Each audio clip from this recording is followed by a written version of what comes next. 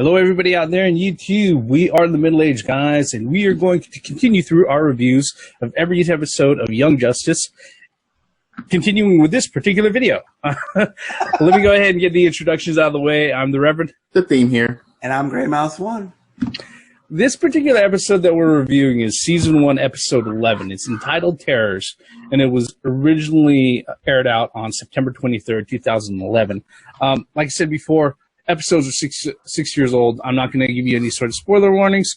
We're pretty much going to do the usual short synopsis and 3 talking points, what we liked, what we didn't like, or what we might change if we had a choice, and any sort of details that we've noticed this time around that we see acts as a setup or a hint to anything that happens in the future. Let me go ahead and get the synopsis out of the way. I guess in really, really short form, the episode happened. No. All right. What happens in this particular episode is that we have the Terror Twins who are fighting the Justice League, and they get knocked out of the air, and what happens is that they get apprehended by the Justice League. In their stead, instead of Tommy and Tuppence Terror going to Belle Rev, we actually have Superboy and Miss Martian undercover going into Belle Rev in their steed to go ahead and find out what's going on. What they're doing actually is that they're following up on the 4 ice villains that the Justice League fought and defeated in the very first episode of this whole series. It turns out that all of them are being transported over to Belle Rev prison, and Batman, of course, suspects that there's something really nefarious that's going to happen there, and he sends the 2 in there undercover to go ahead and try to uncover what's going on. Turns out that it's not a surprise that they're all there. While they're in there, they find out that the ICE villains are trying to mastermind this huge prison escape. It's going to be the biggest prison escape of, multiple superpowered metahumans in all of history.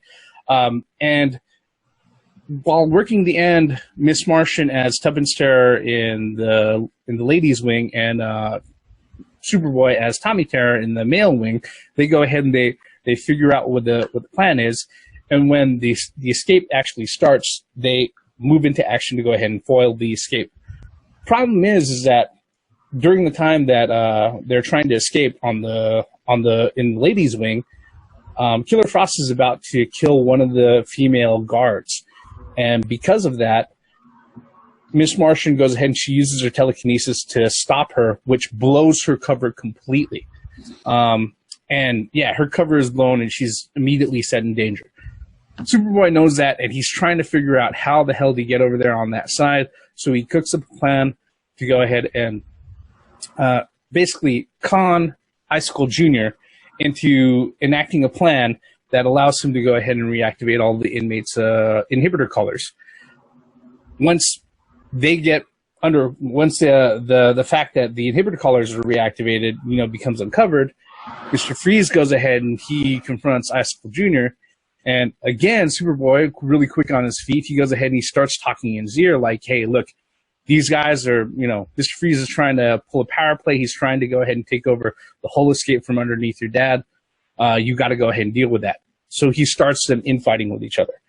Long story short, he incapacitates Mr. Freeze.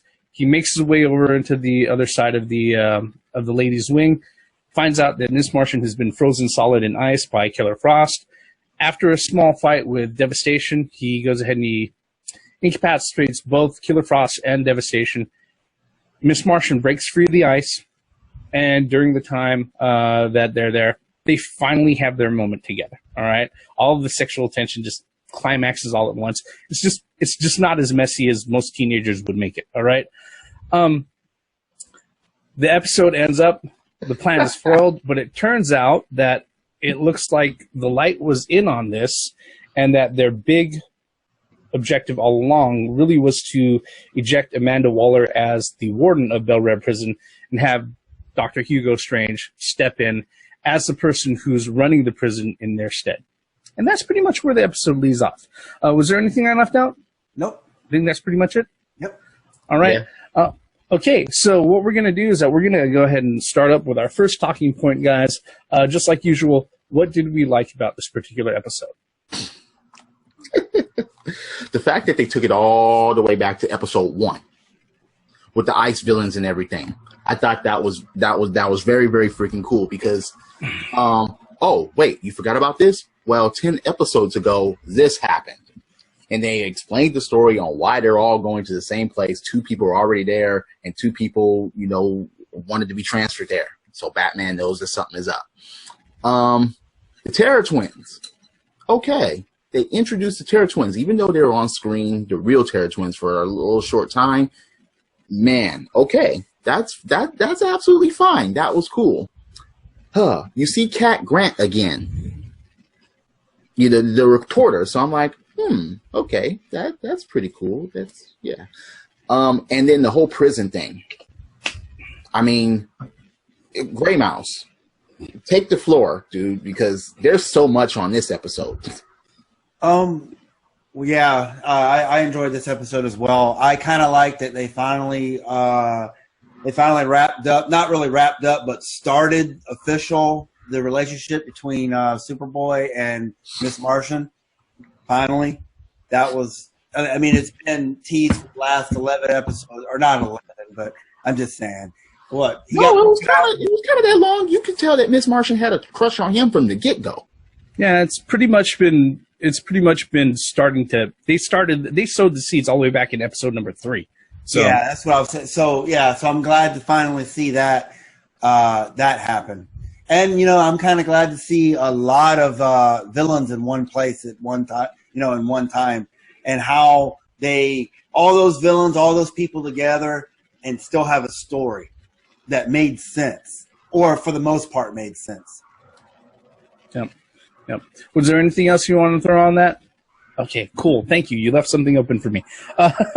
Actually, with this particular one, I got to say that, yeah, if you're somebody who is like really into like name dropping, there was a crap load of villains all over the place. We got Icicle Jr., Icicle Sr., Mr. Freeze, Killer Frost, Captain Cold, Amanda Waller, Hugo Strange, the Riddler, Mammoth, Blockbuster, Professor Ojo, Brick, Shimmer, Devastation, Abracadabra, and there's probably a few other inmates that are thrown in there just for good measure.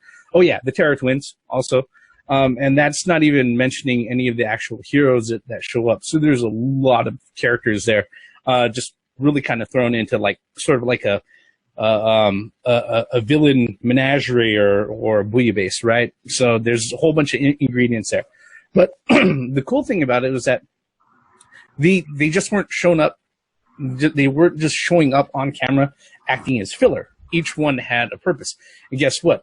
Each one of them, or the majority of them, had showed up in previous episodes before. Right. We know that they were defeated by either the team or members of the Justice League. Mm-hmm. So this is kind of refreshing to sit there and say, oh yeah, by the way, this guy right here that you saw all the way back in episode number 2, yeah, he's showing up here because that's where he's been the whole time, right? So yeah, it's really, really cool the amount of characters that they were able to go ahead and show up into this one. All right.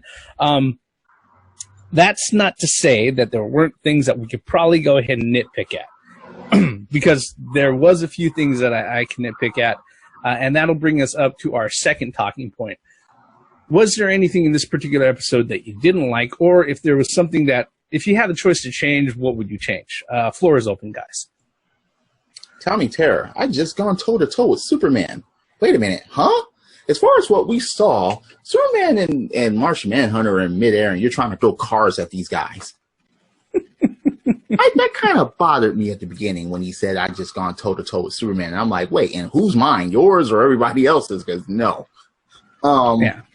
And then there was Superboy. Oh, my God. Every time it was something mentioned about a father, a Paul, or the man, you could see it on him. He just is like, damn it, I'm always going to be reminded of this super fucker that I can't get with as far as having a bond or amount to. But I do understand they just could have toned it down just a wee little bit. Okay, we get it. All right. We fucking get it. Just damn it. Calm it down, let it go, whatever. What about you, Grey Mouse? Was there any big grievances that you had with this particular episode? Last time I did this, anyway, I guess out of the 4 ice villains, Captain Cole didn't say one word. I mean, he did not say a damn thing that whole episode. No, he did. He did. You know what he said? Ah! That was it. And I was like, wait a minute. He's one of the 4 main villains that you were pushing at the beginning. And then you just didn't say anything. And I was like, oh, come on. At least throw something in there, you know, throw a couple of lines in there. And you know, that's pretty much the only thing. I mean, to be honest with you, that's the only really gripe that I had. And you know, like I said before, you know, all the villains in one area. It's tough to give people, you know, lines, I guess, so to speak, that actually have important things to say. I mean, if you really look at it, like you went down the laundry list of villains that was incarcerated. So, not all of them had parts. I mean, I don't even think Devastation didn't say shit. She didn't say shit. She just stood there like, you know, so acting like a rap group hype man. Yeah, pretty much. Yep. And then, you know, another thing too is I think the hook with Professor Ojo could have been a little better, because I was just kind of wondering, how did he figure out that Tommy was not Tommy, that he was Superboy? No, I know, but that's not part of it. His mask had a thing on it, a device that kept him from using it. Yeah. Well, he couldn't use the laser, but he probably could still see. Yeah. Well, yeah. But I mean, did he have? I mean, because it was an illusion. The whole thing was an illusion. But no, well, he was. Well, actually, Superboy was just disguised. Well, hang on. Not illusion like a musician type of illusion. Mm-hmm. But I mean, like, another thing too is like Superboy just so happened to look like Tommy. Probably enough just to go ahead and have them in there. He copied his voice and down to the T and everything. That's not hard to do. Anybody could talk country. That's really. But that's the point that I was just saying. Well, I mean, I could try to talk country, but you probably see it right through it immediately. So, anyway, that's enough for me. What about you, Reverend? I gotta say that, yeah, I see your point. There's a lot of people that go ahead and divvy up screen time with, but that's kind of the risk that you run when you have that many characters on screen. So, but the one thing that that stood out like a sore fucking thumb, and the theme went ahead and you mentioned it earlier, daddy issues all over this fucking episode. It was all over. Yeah. It was Junior, and then there was this oh god. Yeah, you know, it started up the very first major line that I remember out of the episode, right, was after, you know, Tommy Terra sits there and says, you know, I just gone toe to toe with Superman, right? The first thing out of Superboy's mouth is, well, that's more time he's ever spent with me. And it's like, wow, really? The first thing. The very first fucking thing out of his mouth. And then there's you know, not that it didn't serve some sort of purpose, because it does kind of underline, you know, sort of the things that that's going on between a lot of the characters. But if their part of it was to prove the point that, yes, guess what, we're still dealing with dumb teenagers here, especially during the counseling session and all of that, it was like, wow, you know, I can kind of see where Miss Martian is coming from, but at the same time, you know, if I was sitting in that same position, I'd be like, why the fuck are you airing out my dirty laundry in front of this dude who has no fucking idea who I am? You know, it's one of those deals where it's, you know, on that same point, it kind of feels like, you know, a little bit of invasion of privacy if somebody's airing out your shit, you know. But it you know, the way that he reacted again just reflected, oh yeah, this is, that Big Daddy issue is still a fucking issue with Superboy. You know what I'm saying? What's up, Grey Mouse? I got a question for you. Do you think Hugo Strange kind of caught on, as in, because the way his response to that little whole ordeal, it kind of made me like, because we didn't know until the end of into the episode that he was in on the light. So I find it very interesting that kind of like, did he put two and two together as in Superboy / Superman, or did he put it together as Tommy / Well, let's keep a hold of that, because we're actually going to go ahead and cover that in the next talking point, okay? But yeah, just to wrap up on this particular one that we're talking about, yeah, the daddy issues, all right? As far as it goes, the daddy issues. I understand, we're not even completely halfway through the first season and everything else. And yes, Superboy does still have a lot of growing to do as far as becoming a really solid character. Suffice it to say, I'm happy that he's very different by the beginning of season 2 in comparison to where he's at right now, or even in comparison to where he was at the end of season 1, for that matter. But yeah, at the very least, it could have been toned down a little bit. There was no way that you can get away with it. It was just very much right there in your face. All right. I don't think, in all honesty, I don't think that episode would have went right if it wasn't based off of the daddy issues. I mean, it seems like, unfortunately, that was the backbone of that episode, and it worked. Yeah. Like I said, if it's one of those things where I can sit there and I can accept that now, after watching this particular episode multiple times. But yeah, if I was somebody who was watching this the first time and be like, fuck, these people have real bad father issues, right? I just wish they would have just toned it down just a bit. Yeah. Because I mean, almost every scene with Superboy involved. I guess you were pushing home a point. Yeah. That's pretty much what they were doing. Quite possibly. And to be fair, it is only 22 minutes long. But that's not to say, like I said, that it didn't serve its purpose, because just like we said many times, we've seen these episodes multiple times, and every time we watch them, there's always a new detail that pops up, which will bring us to our third talking point. What did you notice this time around that serves as a reference point or a hint to a future storyline or episode that's coming in the future? Floor is open, guys. Well, we're getting closer and closer to the light. Hugo Strange. First of all, the Riddler escaped Bel Rev. Yep. Okay, that's something that was very subtle and hidden, so to speak. But the Riddler actually escaped. Come on now, you gotta know that we're gonna see him again. Bel Rev being taken over by Hugo Strange, and him talking to Icicle Senior. The primary objectives were met. Sure, the breakout didn't take place, and I'm like, what's gonna be coming next then? Oh, and now you have Superboy and Miss Martian as an actual couple. How's the rest of the team gonna take that? How is it gonna affect their missions?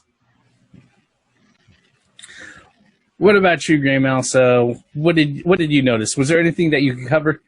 That's pretty much everything right there. I did find it very strange that, no pun intended, that the Riddler was a running joke, running gag. He was the gag of this episode, and he's the only one to escape. And then if you think about it, how did he escape? It just, because the guys didn't get through the wall already, So I don't know how he got out. And then between him getting out and then Hugo Strange becoming the warden, because it already said warden on his little placard. I was like, damn, he was planning this shit, Wait, okay, they didn't show how Superboy and Miss Martian got out of there. I can only assume that they were surrounded by criminals. You mean that Icicle Jr. didn't tell anybody? Well, they were their choke collars when they was yeah, they were able to go ahead and reactivate the inhibitor collars, and they were also just waiting for everything to go down before they called in the cavalry, the rest of the Justice League, to actually come in, and the rest of the team to actually come in and get them out. Just wish we would have shown that. remember Aqualad and Red Tornado were They were standing by, but I wish they would have shown them out of there. That's how they got out, and they're heroes, so they could just walk out the front door. But the thing is the Riddler got out. Yeah, with Red Tornado and Aqualad waiting out there. That's the hook. He probably got out. You know what's funny is that when I think about that, I think he probably got out. Just trying to be a normal guy walking through fucking traffic because everything was going to shit like on an express elevator in a fucking handbasket there. But doesn't he have an inhibitor collar on? Yeah, but you got to remember the Riddler doesn't have any powers, so it doesn't matter. I got it. But I'm talking about when they turn the power back on, he's not strong enough to rip it off. Yeah, but when the collars went back on, he should have been quote unquote put to sleep. But the funny thing was that as soon as when the break started happening, and they showed everybody else around, he wasn't there. Yeah, but he wasn't on screen at all. So you're right. I mean, you can put that, you can throw that in there. But the thing is, though, they haven't gotten through the wall yet. Is what I'm saying. Yeah, it is a hole. But let's continue on because I haven't said my particular piece on it. All right, I'm going to cheat again. Okay, because I think majority of the hints and the major setups have already been covered by either the theme or Grey Mouse. This particular episode, one of the things I love about it is the fact that it does reference all the way back to the very first fucking episode. All right. The 4 ice villains that were captured on the 4th of July. And they go ahead and they bring that forward. Again, it's one of those things. It fits really, really well. And it just kind of illustrates the folks who are putting together and architecting the overall storyline arc for the season and everything. They had this in mind beforehand when they were putting things together and they were doing their writing. So I think the only thing that we may not have went ahead and mentioned.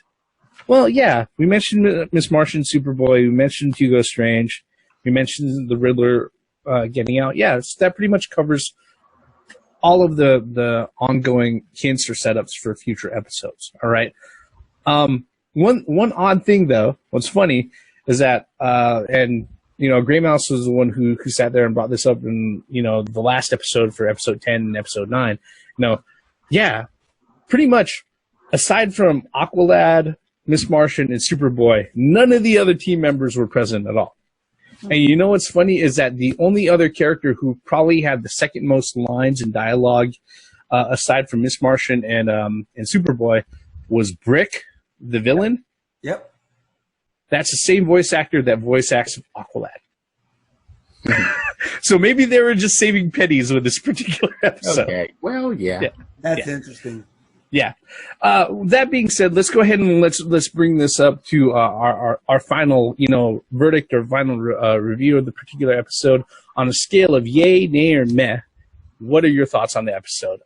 Theme, go ahead and go first. The main reason why I'm going to give this a yay is because they did something that is rarely done. You got these motherfuckers going into prison to see why. And, obeying Batman's instructions as far as saying, okay, this, and this happened. You guys are going undercover. You don't see that often. Plus, as Grey Mouse alluded to, all those villains introduced on screen, past things brought up. You've seen these people before and now you're seeing them again. It's not like whatever happened to them. Oh, no, we're never going to see these people on screen again. They're captured. They're in jail, whatever. This is a yay for me. What about you, Grey Mouse? Yay, nay, or meh? I have to say yay. I really enjoyed this episode, being that, especially if you enjoy characters, and a lot of them, whether you like the villains or the superheroes, they're all there. Most of them, for the most part. Yeah. So, it was and I was finally glad to see the Superboy and Miss Martian that we all knew, finally become a couple, so we can move on to more important things like story. Yeah. So yay for you. No surprise here. It's a yay. All right.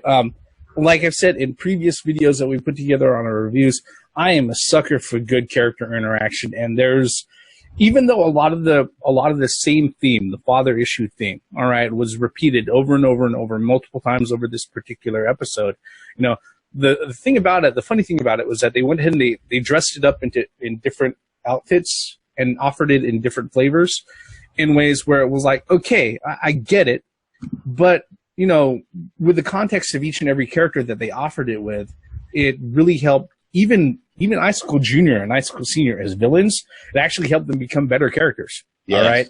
Yeah, it did. You know? Yeah, and, you know, the whole thing, the very sweet, you know, sappy cherry on top was the fact that Miss Martian and Superboy finally had their moment. They finally kissed, all right? The thing that capped it off about that moment was the fact that Icicle Jr. was right there, and the first thing out of his mouth was, dude, that's your sister.